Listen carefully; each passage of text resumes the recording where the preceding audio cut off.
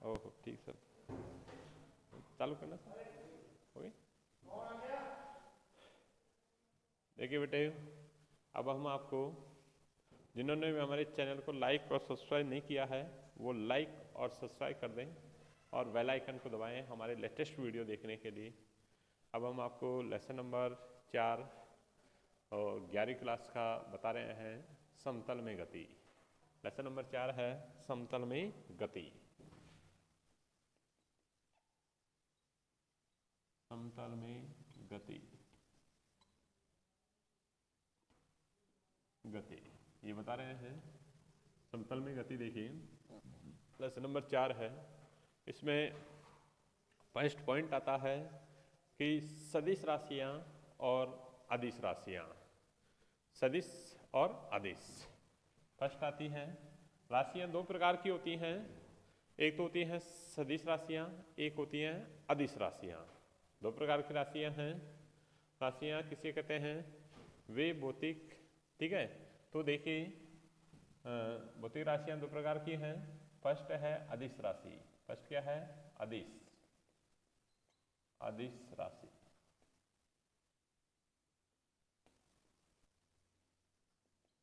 अदिश राशि किसे कहते हैं? वे भौतिक राशियां, वे भौतिक राशियां जिनका परिणाम तो ज्ञात हो परंतु दिशा ज्ञात नहीं हो, ऐसी भौतिक राशियों को अदिश भौतिक राशियां कहते हैं। वे भौतिक राशियां जिनका परिमाण तो ज्ञात हो परंतु दिशा ज्ञात नहीं हो, ऐसी भौतिक राशियों को अदिश भौतिक राशियां कहते हैं। ठीक है। जैसे जैसे हम लिख सकते हैं, जैसे द्रव्यमान। द्रव्यमान इसका परिणाम ज्ञात है, ठीक है। समय, दूरी, ठीक है, चाल, ये सभी क्या हैं? अदिश भौतिक राशियां हैं, ठीक है। जिनका हमको परिणाम तो ज्ञात है परंतु दिशा ज्ञात नहीं है। कैसी राशियां कहलाती हैं? अदिश राशियां कहलाती हैं। दूसरी होती हैं सदिश भौतिक राशियां। सदिश, सदिश राशियां।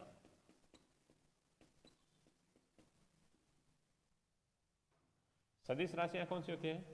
वे भौतिक राशियां जिनके परिणाम के साथ साथ दिशा का भी ज्ञान हो, उन्हें हम सदिश भौतिक राशियां कहते हैं। वे भौतिक राशियां जिनके परिणाम के साथ साथ दिशा का भी ज्ञान हो, उन्हें हम सदिश भौतिक राशियां कहते हैं, ठीक है। जैसे हमारे पास है, जैसे है विस्थापन। क्या है? विस्थापन, वेग, त्वरण, ठीक है, और बल। ये कैसी राशियां हैं? सदिश भौतिक राशियां, ठीक है। सदिश भौतिक राशि और अदिश भौतिक राशि समझा गया। अदिश भौतिक राशियां वे भौतिक राशियां जिनका परिणाम तो ज्ञात हो लेकिन दिशा ज्ञात नहीं हो, उन्हें क्या कहते हैं? अदिश राशियां। जैसे द्रव्यमान, समय, दूरी, चाल आदि। सदिश भौतिक राशियां वे भौतिक राशियां जिनके परिणाम के साथ साथ दिशा का भी ज्ञात हो, उन्हें हम क्या कहते हैं? सदिश भौतिक राशियां कहते हैं। जैसे विस्थापन, वेग, त्वरण, बल आदि, ठीक है। ऐसे सदिश भौतिक राशियां, अदिश भौतिक राशियां थी। सदिशों का संयोजन। सदिशों का संयोजन देखिए, संयोजन के नियम। सदिशों के संयोजन के नियम। सदिशों का संयोजन। फिर देखिए सदिश राशियां होती हैं, थोड़ा और बता देता हूं। सदिश, अब सदिशों का संयोजन है।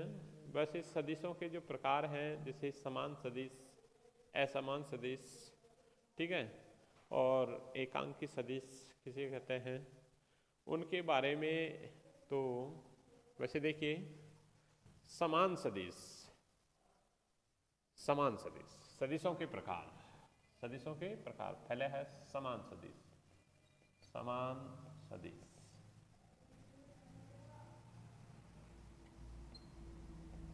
समान सदिश वे सदिश जिनके परिणाम और दिशा दोनों समान हो वह क्या कहलाते हैं? समान सदिश कहलाते हैं। जैसे ए सदिश और ये है बी सदिश, जिनके परिणाम और दोनों दिशा दोनों ही क्या हो? एक ही समान हो, परिणाम भी समान हो और दिशा भी एक ही हो, दोनों की एक ही दिशा है, तो ऐसे सदिश क्या कहलाते हैं? समान सदिश। सेकंड है विपरीत सदिश। विपरीत सदिश वे सदिश जिनके परिणाम तो समान हैं परंतु दिशा विपरीत हो, विपरीत सदिश कहलाते हैं। जैसे ए सदिश और इसकी दिशा ये ऐसे है, ये बी सदिश। ऐसे सदिश जिनके परिणाम तो समान है परंतु दिशा विपरीत हो, विपरीत सदिश कहलाते हैं। क्या कहलाते हैं? विपरीत सदिश। ठीक है। तीसरा आता है असमान सदिश। असमान सदिश वे सदिश जिनके परिणाम या दिशा या दोनों ही अलग अलग हो उन्हें हम क्या कहते हैं? असमान सदिश। वे सदिश जिनके परिणाम या तो परिणाम जैसे एक इस दिशा में है ए और दूसरा बी, जिनके परिणाम अलग अलग हों या इनकी दिशाएं अलग हों, एक की दिशा इस दिशा में है एक ही और बी की दिशा इस दिशा में है, दोनों या तो परिणाम अलग अलग हो या दिशा अलग अलग हो या दोनों ही अलग हो। जैसे एक का परिणाम इस दिशा में ए सदिश और दूसरे का बी सदिश। देखिए असमान सदिश वह सदिश जिसका परिणाम या दिशा या परिणाम और दिशा दोनों ही अलग अलग हैं, ऐसे सदिश क्या कहलाते हैं? असमान सदिश कहलाते हैं। क्या कहलाते हैं? असमान सदिश कहलाते हैं। उसके बाद में आता है कि एकांक सदिश होता है। एकांक सदिश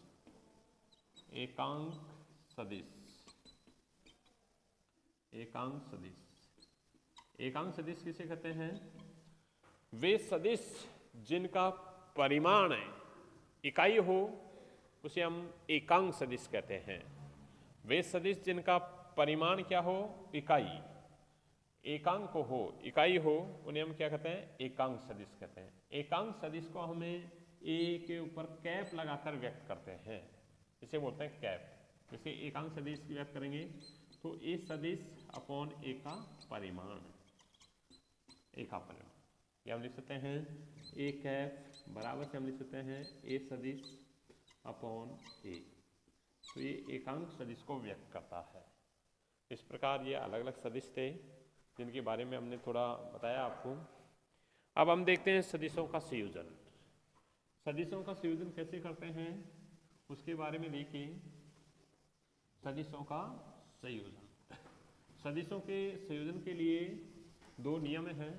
एक है समांतर चतुर्भुज का नियम। क्या है? समांतर चतुर्भुज का नियम। और एक है त्रिभुज नियम। दो नियम हैं सदिशों के संयोजन के नियम। पहला है त्रिभुज नियम।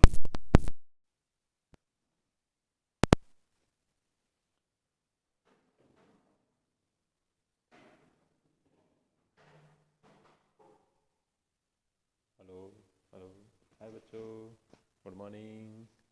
हम अब आपको बता रहे हैं सदिशों के संयोजन के नियम। सदिशों के संयोजन के तीन नियम हैं।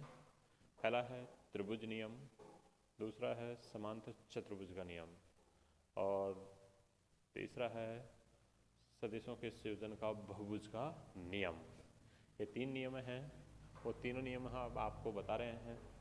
देखिए तीन नियम क्या हैं। फर्स्ट है सदिशों के संयोजन का त्रिभुज नियम। त्रिभुज नियम क्या है?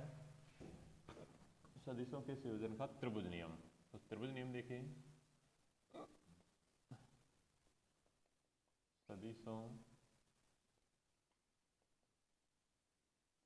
के संयोजन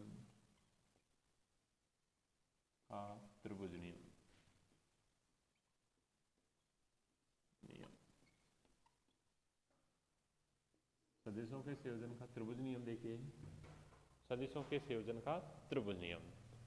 त्रिभुज नियम क्या है उसमें देखिए आप, हमारे पास त्रिभुज नियम में हमारे देखिए त्रिभुज नियम क्या है, यदि किसी सदिश को, यदि किन्हीं सदिशों को किसी त्रिभुज की क्रमागत भुजाओं द्वारा व्यक्त किया जाता है, यदि किन्हीं भी सदिशों को, किन्हीं भी दो सदिशों को त्रिभुज की दो क्रमागत भुजाओं द्वारा व्यक्त किया जाता है, तो त्रिभुज की तीसरी भुजा विपरीत क्रम में परिणामी सदिश के परिणाम और दिशा को व्यक्त करती है। दो सदिश हैं, एक सदिश P और एक सदिश Q, तो तीसरी भुजा है वो हमारी परिणामी सदिश के परिणाम और दिशा को व्यक्त करती है। जैसे A, B और C एक त्रिभुज है, किसी भी त्रिभुज के दो क्रमागत भुजाएं दो क्रमागत सदिशों के द्वारा व्यक्त की जाती है, तो त्रिभुज की तीसरी भुजा विपरीत क्रम में परिणामी सदिश के परिणाम और दिशा को व्यक्त करती है।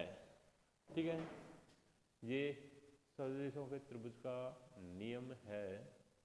उसके बाद में देखिए थोड़ा सा मिस्टेक हो रही है, उसको मैं थोड़ा सा वो कर देता हूँ। उसके बाद में देखिए हाँ देखो बेटे, किसी भी त्रिभुज नियम देखो, सदिशों के संयोजन का त्रिभुज नियम।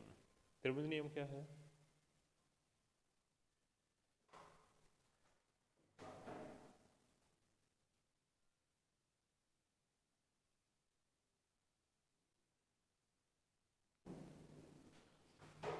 सदिशों के संयोजन का त्रिभुज नियम देखिए हमारे पास क्या है, सदिशों के संयोजन का त्रिभुज नियम, यदि किसी त्रिभुज की दो क्रमागत भुजाओं को दो क्रमागत सदिशों के द्वारा व्यक्त किया जाता है, तो त्रिभुज की तीसरी भुजा विपरीत क्रम में परिणामी सदिश के परिणाम और दिशा को व्यक्त करती है। ये सदिशों का त्रिभुज का नियम है। अर्थात हम कह सकते हैं कि R, यानी हम ऐसे कहें कि हमारे पास AC जो भुजा है वो बराबर लिख सकते हैं AB सदिश प्लस और BC भुजा सदिश। अब मान रखें तो हमारे पास क्या रहेगा, R सदिश बराबर से P सदिश प्लस Q सदिश। ये त्रिभुज नियम को व्यक्त करता है। किसी भी त्रिभुज की दो क्रमागत भुजाएं दो क्रमागत सदिशों को व्यक्त करती हैं, तो त्रिभुज की तीसरी भुजा विपरीत क्रम में परिणामी सदिश के परिणाम और दिशा को व्यक्त करता है। ये सदिशों का त्रिभुज का नियम है। ठीक है, उसके बाद में आता है समांतर चतुर्भुज का नियम। क्या आता है, समांतर चतुर्भुज का नियम। समांतर चतुर्भुज का नियम देखिए, समांतर चतुर्भुज का नियम,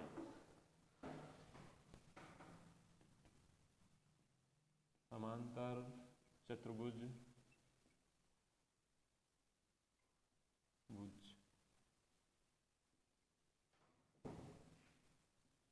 का नियम। समांतर चतुर्भुज का नियम क्या है, यदि किसी समांतर चतुर्भुज की, ये मान लीजिए एक समांतर चतुर्भुज, क्या है, समांतर चतुर्भुज,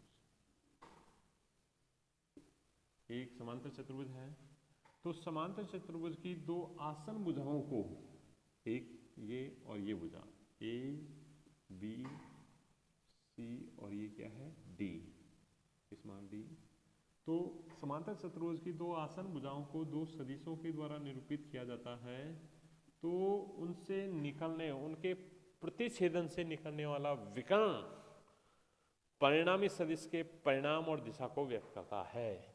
अर्थात ये इनसे दोनों के परिच्छेदन माने काटन बिंदु से निकलने वाला विकर्ण परिणामी सदिश के परिणाम और दिशा को व्यक्त करता है। ये समांतर चतुर्भुज का नियम है। क्या है समांतर चतुर्भुज का नियम, देखिए हमारे पास किसी भी समांतर चतुर्भुज की दो आसन भुजाओं को दो क्रमागत सदिशों के द्वारा व्यक्त किया जाता है तो उन दोनों सदिशों के काटन बिंदु से निकलने वाला विकर्ण परिणामी सदिश के परिणाम और दिशा को व्यक्त करता है। ये समांतर चतुर्भुज का नियम है। ठीक है, तो इसमें हम लिख सकते हैं कि आर सदिश बराबर हम क्या लिख सकते हैं, पी सदिश प्लस क्यू सदिश। ये हमारे पास समांतर चतुर्भुज का नियम है। समझा गया समांतर चतुर्भुज में?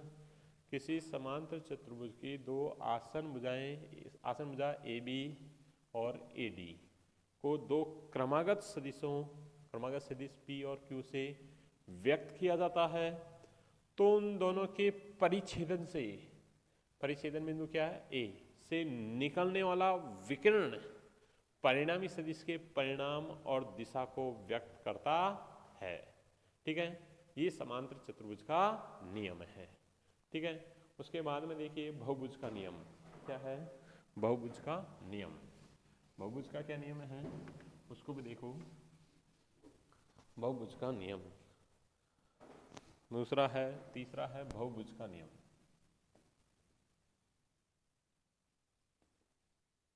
बहुभुज का नियम, बहुभुज का नियम।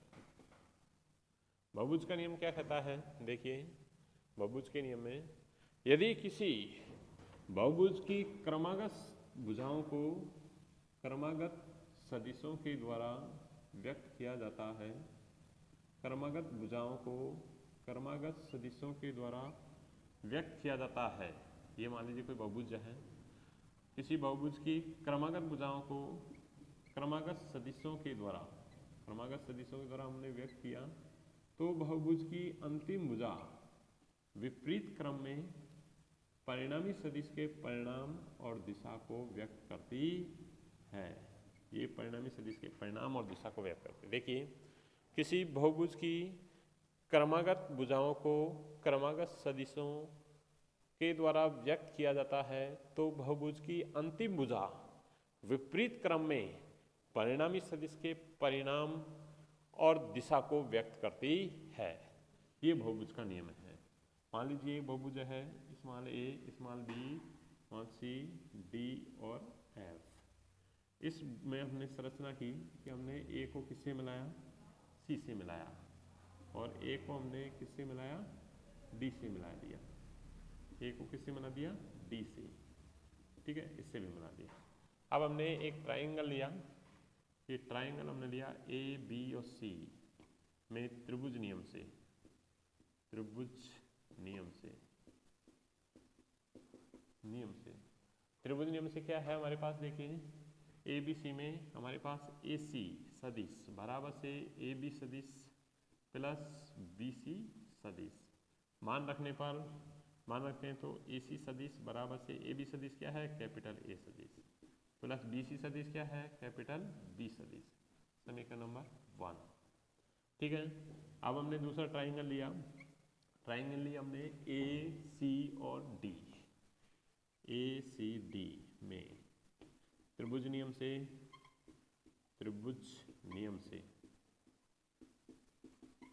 हमारे पास क्या आता है, तो देखिए हमारे पास ए डी सदिश बराबर से हम क्या लिख सकते हैं, ए सी सदिश प्लस सी डी सदिश। ए डी सदिश बराबर से ए सी सदिश प्लस सी डी सदिश। ए सी का मान हम किससे रख देते हैं, समीकरण नंबर 1 से। समीकरण 1 से मान रखने पर मान रखते हैं तो हमारे पास ए डी सदिश बराबर से हम लिख सकते हैं ए सी का मान क्या है, ए सदिश प्लस बी सदिश, और हमारे पास सी डी का मान क्या है, सी सदिश है। सी डी का मान क्या है, सी सदिश प्लस सी सदिश। ठीक है, ये हमारे पास समीकरण नंबर 2। अब हमने एक और ट्राइंगल लिया, ये ट्राइंगल हमने लिया है कि ए डी और एफ में त्रिभुज नियम से